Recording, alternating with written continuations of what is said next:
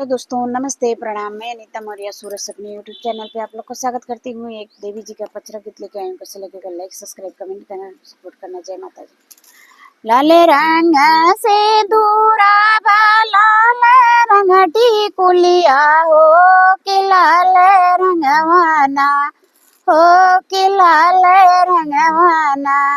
मैया के तन पे चुनरिया हो कि लाले रंगवाना।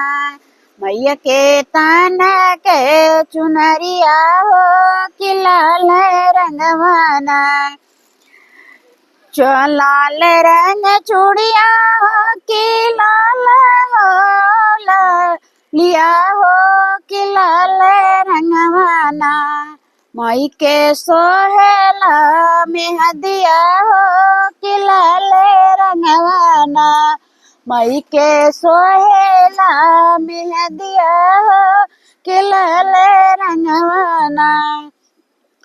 लाल रंग फूलवा लाल नारियरवा हो कि लाल रंगवाना हो कि लाल रंगवाना।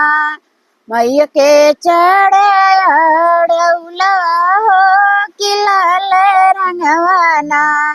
मैया के चढ़े अड़ौला हो कि लाल रंगवाना। लाल रंग झंडा बाहो लाल पतकवा हो कि लाल रंगवाना। मैया के डोलिया हो कि लाल रंगवाना हो कि लाल रंगवाना।